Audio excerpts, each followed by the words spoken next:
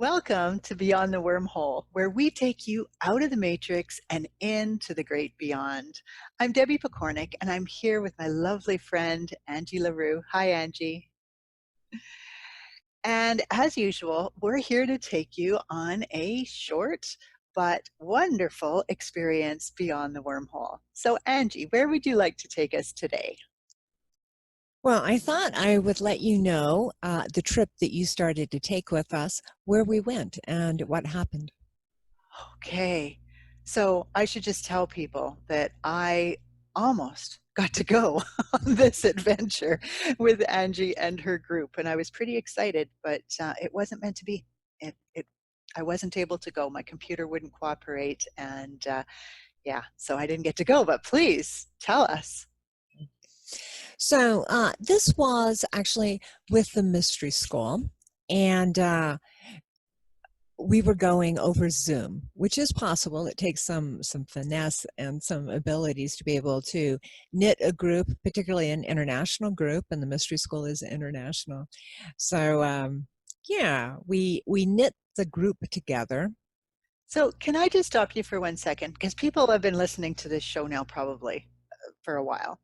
And I just want them to know that this mystery school thing, I mean, this has been sort of these weekly sessions of getting together on Sundays have been a little side benefit of the COVID-19. And Angie set them up so that we were able to get together and do something.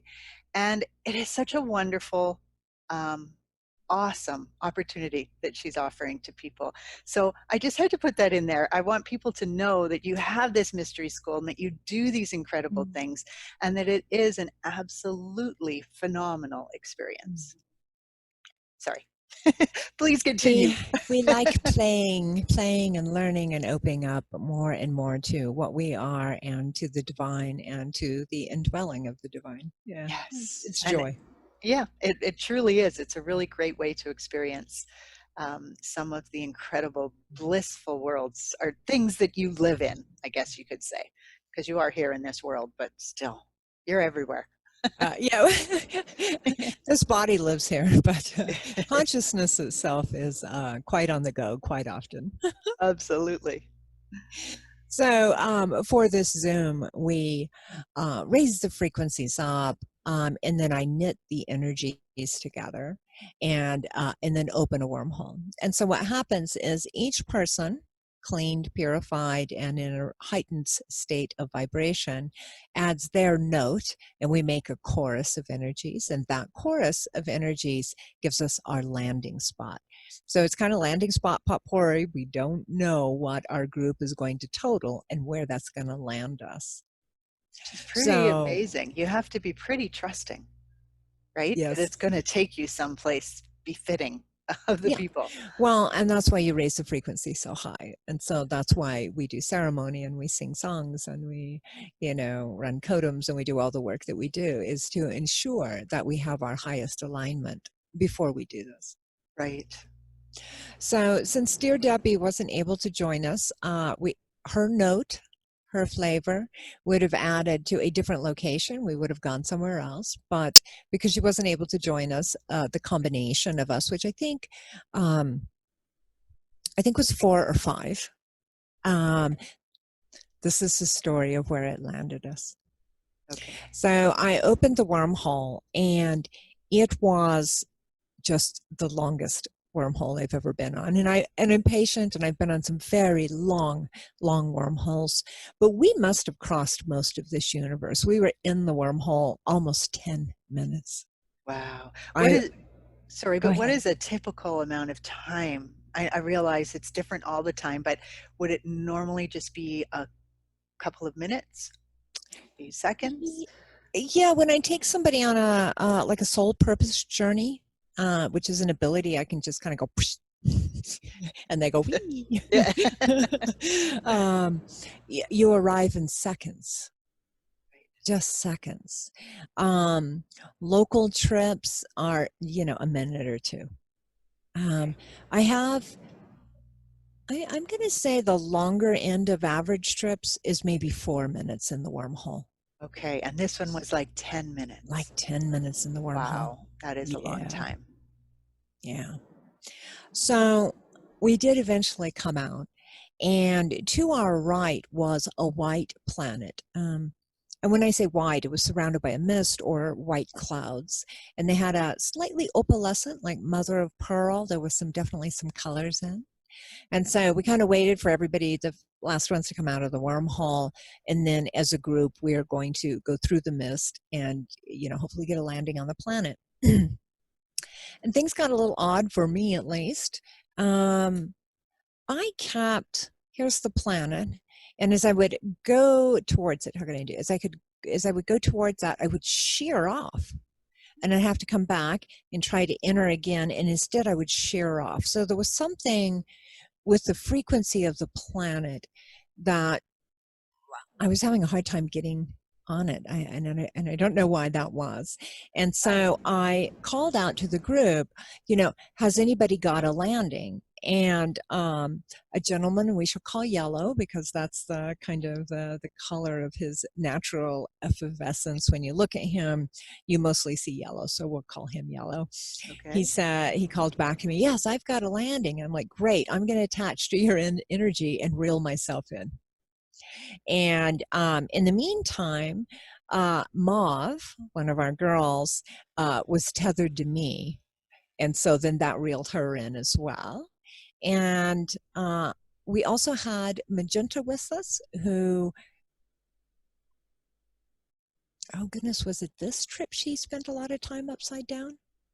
I can't remember. I don't I think think so. I think was it? so. Okay. If Magenta is who I'm thinking it is, then I think so. Yes, our Indian lady. Yeah. Mm-hmm. So she's just learning to drive, and you kind of have to learn how to drive when you're out of body.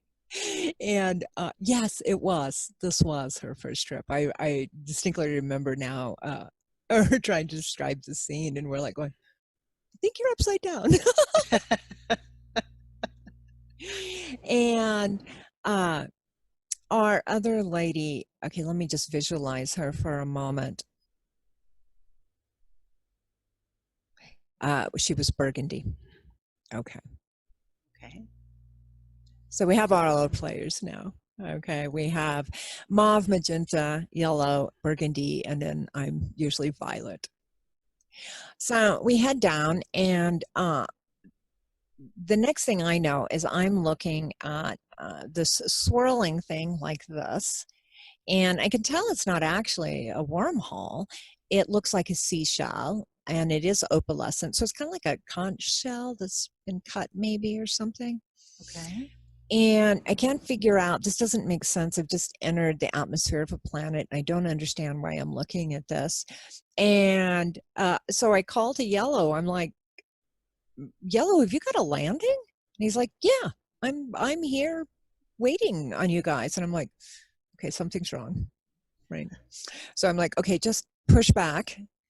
And we practice remote viewing, and you learn how to zoom in and zoom out and move up and move down your consciousness for different views. And so I was like, okay, move back. You might be too close.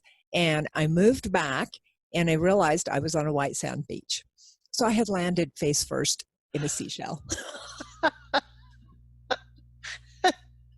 Good one. So much for driving. I think I would have preferred to be upside down. Yeah. So now we're looking around for the rest of the group, and Yellow calls out. He's like, are you floating about 20 feet above the beach? And I'm like, no, that's Mauve. And she's like, yeah, I don't know how to get on the ground. And so now we're checking for burgundy and magenta. Burgundy is with us and still, trying to kind of Stay upright. oriented. Mm-hmm. And magenta is, we're talking about a tree line. So there's a beach, there's a shallow ocean. It doesn't have much waves at all. It's very gentle. Almost like the waves you would get on like Lake Superior or something in the summertime, where there is a wave. It's a big enough body for a wave action, but it's not like an ocean wave. Right. It was real gentle. White sand beach, and then there was trees, and they kind of wrapped around like this. And so we're describing the trees as being to our right. And she's like, no, they're to our left. And we're like, okay, there's a big bright yellow light, at, what would that be? At 1 o'clock. And she's like going, no, it's at 7 o'clock. Or we're like, I think you're upside down. And so she would get turned right, upright and oriented to us. And then we would move as a group. And then somehow she would end up upside down again. Right. And then when she would describe what she was seeing, we could tell by where she described things that she was upside down again. She was clearly seeing, which is very exciting. Absolutely. Yeah, just upside down. Mm-hmm. Yeah. So at one point, we had noticed some blue orbs kind of coming in and out of the trees on the tree line, and this one big, huge yellow one. And, it was a beautiful beach scene, but there wasn't anything particularly interesting. There was no habitations, no civilization, no signs of anything other than just nature. And so we decided to go towards the yellow orb. And so we went up to the yellow orb, because usually that's going to be a sentient being. And it just poofed on us. It just went away. And we're all like, oh, okay, well, the inhabitants here are really shy, aren't they? And we weren't sure what to do, because they don't usually just run away. They usually will just watch you or fade out or begin telepathy with you. So having one just go away was like, oh. Right. And then all the blue orbs had kind of disappeared as well. So I was like, oh, I don't know how they're scared of us, right? And we noticed a very large mountain, almost like kind of like how you would see a conal volcano, like Mount Fuji. Pretty sure it wasn't lava, though. Okay. That seemed to be the only thing there. So we decided to float across the top of the tropical trees and blooming flower trees and stuff and go towards it. And partway up the mountain, we saw a waterfall. And that was pretty neat, but we decided to keep going. And so we kept floating up. And then Magenta said, the waterfall split in two. Did you see that? And I was like, oh, that's interesting. Let me come back. So I went back, and indeed the waterfall came down and it hit a very large rock, and it kind of split in two. And it falls the rest of the way down the mountain. It's about a third of the way up the mountain, and it falls the rest of the way to the bottom as two separate waterfalls. And I thought that was really interesting. And I went underneath the rock and kind of looked up, because that's a cool view. Mm-hmm. And I noticed the underneath of the rock was actually carved. It had been stonework had been done on it, and that's the first sign of an advanced civilization that we've seen. And I thought that was really interesting, and it didn't make sense to me why in particular it would be this big rock at a waterfall. So I decided to go down and see if there was something lower. And about 40 feet down, we found a tunnel that went into the mountain. And so Magenta and I are together looking in at this, and Mauve must have been nearby because she was staying tethered to me, but Yellow had gone on. And so we called Yellow back, and we all decided as a group to go through. Now, I think at this point we lose Burgundy. I don't remember Burgundy's energy being with us after this. So something may have happened on her end. And I think I remember that there was some noises in her household, some people coming and going. And I think she finally had to pop out probably and return to her body. Okay. So I'm glad you said that, because I think for the listener that isn't familiar with this, they need to know, what do you mean she disappeared? So she just went back and was back as if nothing had ever happened. But she had this memory. Okay. Yeah. So the difficult thing is actually staying out of body and having a full, complete experience. The natural thing that happens, if anything happens out there, you're not sure you're going, you're not sure where you're heading, your body becomes aware of voices or a doorbell or a phone ringing, you're instantly back in your body, just instantly. So just really like being awoken from sleep. Yes. Yeah. Okay. Yeah. So that's a really good analogy, actually, because it's like that instant and that irreversible. It's like, nope, you're back. That's it.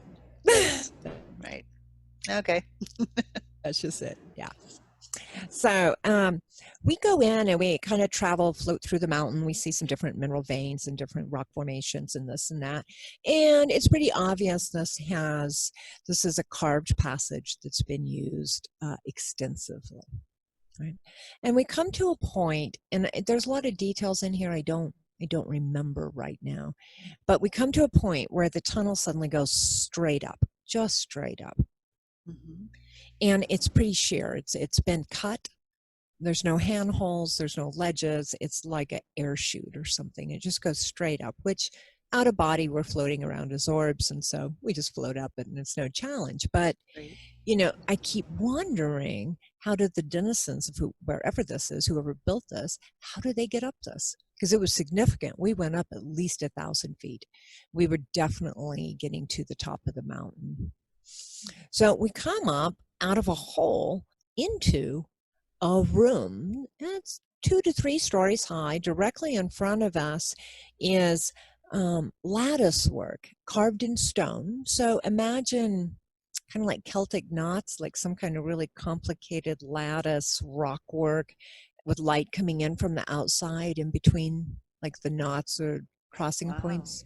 Mm-hmm. So that itself is about 1 story tall, at least, or more than 1 story tall. And so there's all these streams of light, shining into this room, which is round. And there's a short little bench, maybe 2 feet high, that runs around the room. It doesn't quite feel like a bench, though, but it's like a shelf about 2 feet high that runs around the room. Okay. Underneath the lattice work, which is actually carved into the room. So it's a round room and then an inset with this lattice work with light coming in. There's a table. It's not a table, it's carved stone. So like a stone shelf. And this is much, much taller. I'm going to say almost 5 feet tall, 4.5, 5 feet tall. And on top of it are some implements. And this is the only thing in the room. And it's like bowls, vases. And it looks like maybe similar to stuff things that you would see on some type of altar, right? Okay. Like consecration, dedication, blessing type things. Right. And we look around the room and there's just nothing else in the room. So it looks like a temple, but something's off. There's a hole in the floor that we just came up through. Right. There's a ledge that With the runs 1,000-foot drop.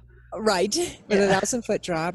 There's a ledge that goes part way around the room because we have the hole here, the lattice work here, and so the benches are like this, Okay. right, and not here and here. So we're looking at the walls, and outside of this intricate stone lattice type thing that's carved, there's no other carvings. There's no murals, there's no tapestries, there's no typically religious iconry, right?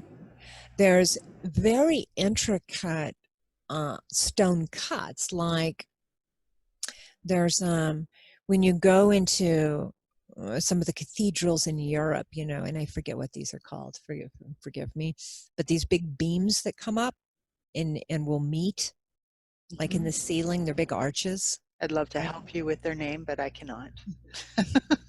It Just evades saying. me.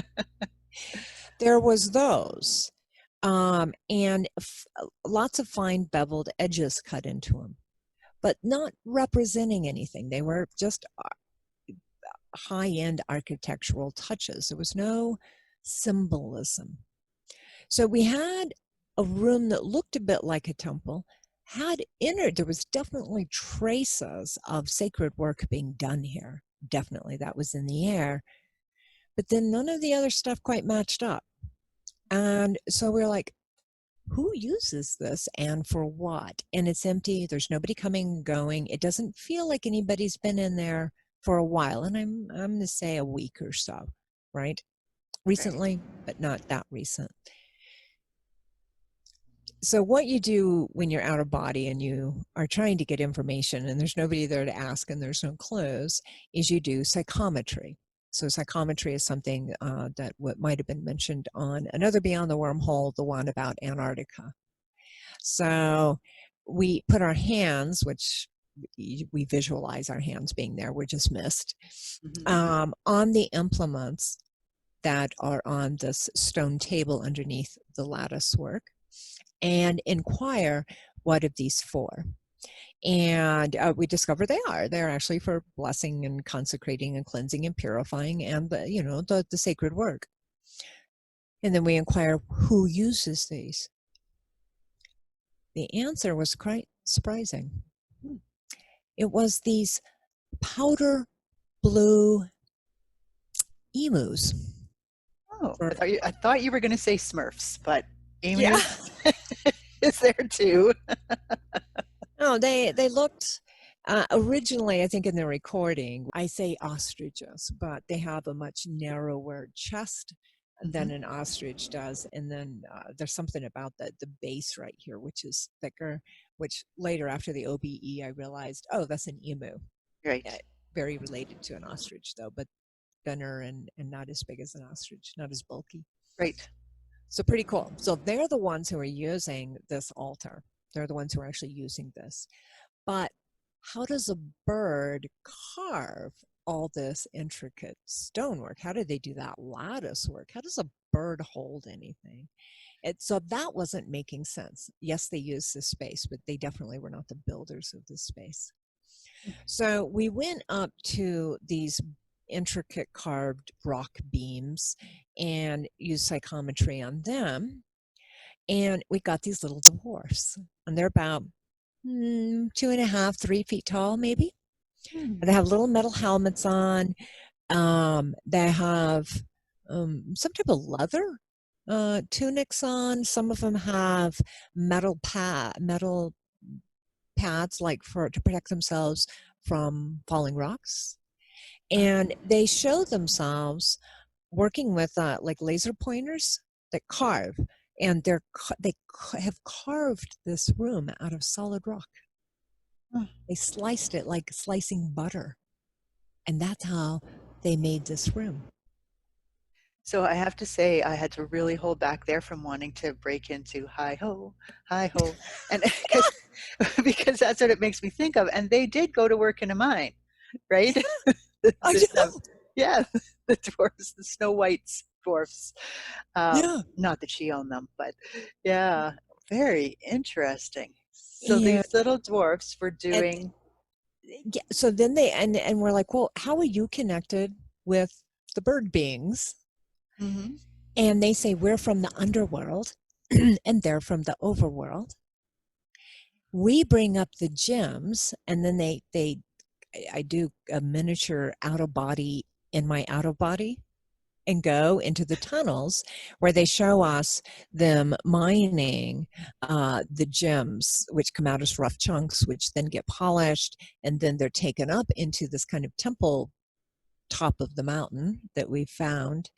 And they're cleansed and purified and blessed and charged with energy.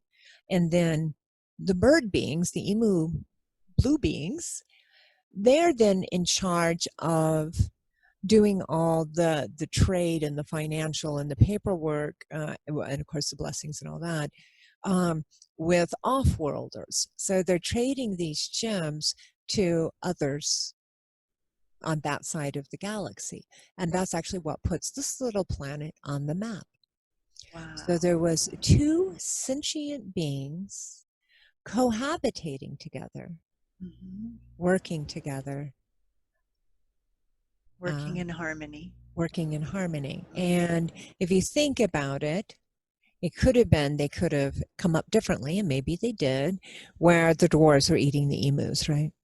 Absolutely. But in fact, the emus were the administrators of the jewels of the planet, which the dwarves, for lack of a better word, were bringing up. And then that was kind of the end of our information. And so I was like, oh, I feel complete. Do you guys feel complete? We feel complete. And so then you zoom back to your bodies. We zoom back to our bodies, and then we debrief things that we had known, because we are talking to each Whoops. other, which you'll see as it happens. Mhm. But there's lots of things, each one of us, because we're not all looking in the same directions, and we're all perceiving in layers of ways.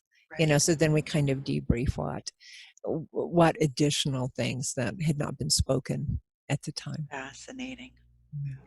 Well, I almost got to go. Of course, then, like you say, we probably would have went to a different spot because my frequency would have affected where you were going, and so Mhm. it might not have been this particular place with emus Mhm.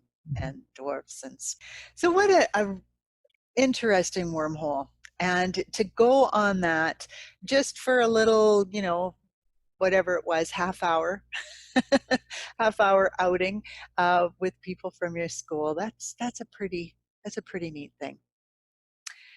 So for today, that is our trip beyond the wormhole, and we just want you to really remember that until you really know what you are, you aren't living you. And those are words that Angie has spoken actually before. Mm. And so it's just really important to tune into that she's just showing us some of the possibilities, some of the places, or some of the things that are out there that we might be completely overlooking because we don't want to open our mind to that possibility. And so we want you to recognize that possibility is there. Any last words, Angie? I think we're good. All right. Well, then, thank you, my friend. Hmm. Until next time, please feel free to share, to like, and we will see you next time when we'll take you beyond the wormhole yet again. Ahui ho.